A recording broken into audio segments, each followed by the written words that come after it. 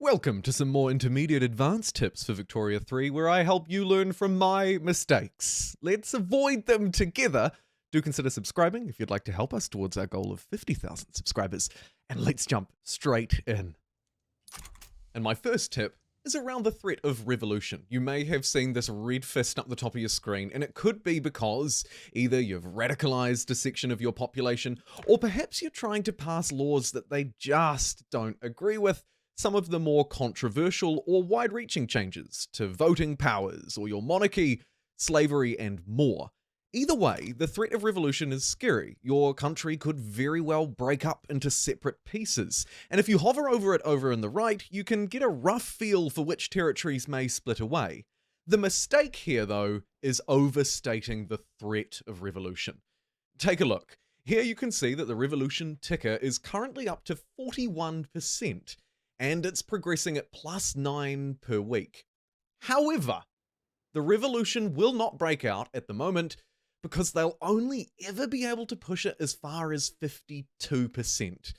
You can see it's from their angry supporting interest groups, those landowners, radicals a little bit as well, and then we have a slight reduction thanks to our National Guard institution. Basically, the takeaway here is that this revolution will never actually get to 100%. And if I turn the game speed up to 5, you'll notice that it will cap out. Bam, right there at 52. It won't go any higher unless I piss off the interest groups more or change some other factor here that's influencing it. One in particular could be that National Guard institution, which of course I'm able to raise or lower depending on how far I want to push it. So I could reduce the threat of further revolution by upping the institution. There are many other ways to do it, but the key takeaway from this tip is that you don't actually necessarily need to fear the revolution unless the support is over 100. My next tip, mistake, focuses on the military, and this one is actually a 2-for-1. There's an upside and a downside. The first thing to discuss is that building a military and getting your regular battalions online is probably a little easier than you think. Of course, as you will undoubtedly know by now, you can navigate to the buildings development screen and add barracks to your territories, and the number of these that you build can be expanded if you pass certain laws. However, the thing to note here is that these are dirt cheap. Their earnings per week are relatively low. They will add an industrial complex to your economy that we'll talk about in a little bit, but they are just so fantastically quick to build, and that's the takeaway from the upside here. As a brief demonstration here, you can see that these barracks are online incredibly quickly. 50 construction is all that's required. If we compare it to a logging camp, it's 3 times the price. Ports are 300 construction in this case, some 6 times the price of a barracks.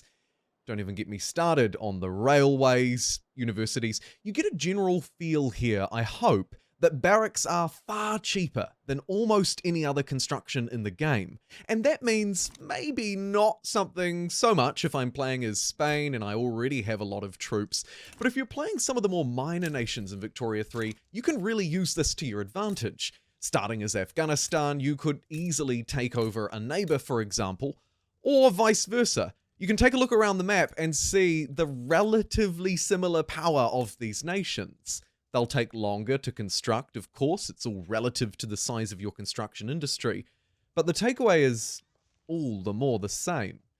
It's much easier than you think, probably, to construct barracks. But of course, adding more battalions is but one part of this puzzle, and the downside that I'd like to stress here, of course it has its own benefits, is changing gear. So as you move through the tech tree and start to get new resources and equipment, you'll be able to upgrade your troops, their production methods, essentially. Everything from their artillery to their reconnaissance, field support, medical aid, you name it. The key thing here is that, of course, as you move through these upgrades, you'll start to consume more things. If I swap to shrapnel artillery, it's going to put huge pressure on ammunition and, of course, artillery within our market, but give us a lot more power. So while it's absolutely worth doing, you need to make sure that you don't make 2 fundamental mistakes. The first one is not checking what impact it'll have on your goods consumption. Here, the price of ammunition would go through the roof if I started changing all of these things, and we might not be quite ready to either trade or produce our own to fill that demand. The other thing to remember is if you're heading into war very soon, you might not want to be pushing through a whole load of upgrades across your troops. This will potentially put more strain on the economy, and of course, it's also going to put a strain on them. It takes time to train them up and have them fit for purpose. So don't go rushing through upgrades that are expensive on your economy and potentially dangerous for your troops close to a war. Moving over to the other side of the world, in Korea, shout out to my Korea Let's Play. This is not that save file, but I've been having fun with that. Either way, I want to talk about taxation capacity. I can hear you yawning already, but bear with me. This thing is incredibly important. We are currently in this central territory losing half of our tax collection capacity. That is a disaster and will be putting a heavy strain on our economy. As I move through the different territories, it's a similar story everywhere. Essentially, we are using too much and we don't have enough to prop it up. Now, there are some simple ways to achieve this. As you can see, some technologies or production methods are helping: centralization, central archives. Some things are hurting it though, like our laws around economics, traditionalism. One quick way you can change this is by adding administration to the area, right? Those wonderful government administration buildings. Wonderful. Maybe a slight overstep, but you can see it adds 20 taxation capacity and some bureaucracy. So you can get to work on slamming some of those in to quickly adjust it, or perhaps refrain from constructing or change your migration laws to keep people out. Another thing that could be hurting your tax is if you're in a bureaucracy deficit. Now, what I've done here is purposefully ranked this up to just show you that. You can see a plus 48% tax waste is being applied, and that has really hurt this wild looking graph. Look at that. Have you ever seen it actually go so far that it broke out of the tilter? Incredible. Either way, it's costing me a heckload of money because I'm essentially not collecting as much tax as I was before. Not only are our states under incredible duress through their own taxation collection, but now we're losing more. The fix here is relatively simple. You need to increase your bureaucratic capacity. Again, those administrative centers will help. They add bureaucracy. Or you could start to, say, fire some of the many generals that you have. Or alternatively, of course, look to trade routes as well. The number of trade routes that you have will add more to this cost, and you may very well have routes that are not active because someone's embargoed you or declared war on you. You just don't need them anymore. You should get rid of those too, and overall, you should be able to avoid these mistakes and make a whole load more money once more.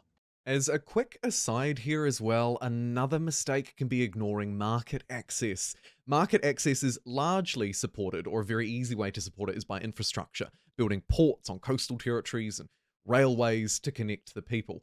It's really, really fundamental that you get your market access right, because without that, you might not even have access to the goods that you're trying to trade for. So make sure that you fix that as well as your taxation capacity. These two cannot and should not be ignored in Victoria 3.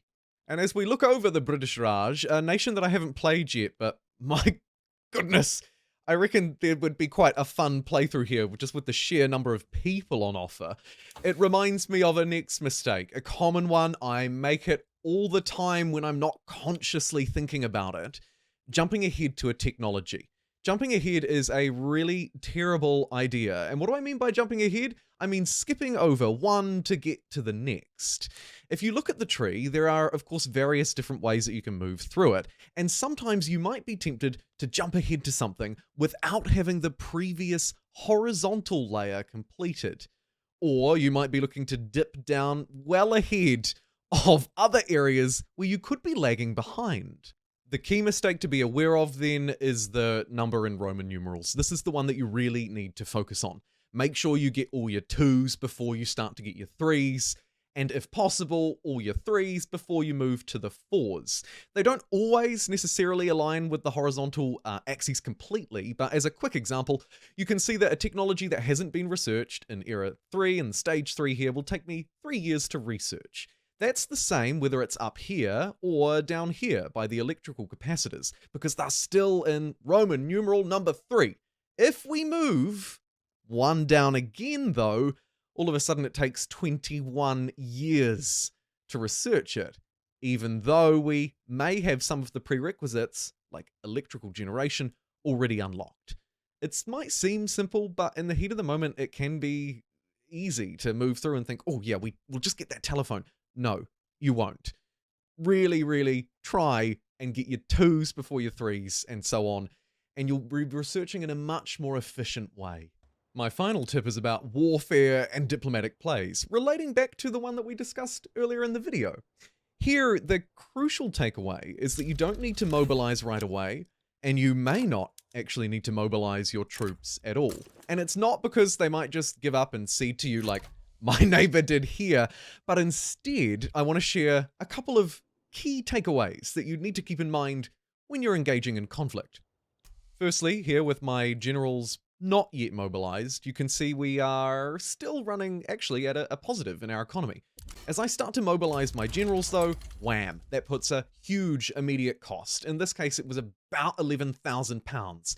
There's no need to mobilize them early. I know you might want to be prepared, but if you're not actually engaged in conflict, if you're still mucking around and waiting to start the war, there's really no need to be putting such a strain on your economy. Of course, the upside is that by having them mobilized, you could be ready to fight on the front lines as soon as the war kicks off. Fair enough. A mistake here, though, could be that you're actually generating a whole load of unnecessary losses. Did you know that in the same way that troops are mobilized and acting as standing by order rather than defending or attacking a front, your conscripts, or more accurately, your battalions in reserve, will do exactly the same thing, in that they will defend your front lines. You don't even have to pay to mobilize these troops in reserve, and of course they're less likely to suffer extreme losses that someone attacking or even defending on a front line may. It means that you can get away with actually leaving troops in your reserve, not just to replenish when you take losses, but because they effectively behave as defenders of a front line as it stands. Defending from an HQ will ultimately then likely save you money and time, and you can ensure that you have some troops in reserve for a rainy day in case things don't quite go to plan in your warfare. And that is all for this video. So I'm sharing advanced tips and tricks for Victoria 3 and some of the more basic ones, but all sharing a similar theme. Mistakes that are often made and some quick tips on how you might look to avoid them from across Victoria 3's military systems, economy, revolution, you name it. Thank you very much for watching, and thanks for all the support on the Victoria 3 content. It's been fantastic, and I will see you all again very soon. Take care. Bye-bye.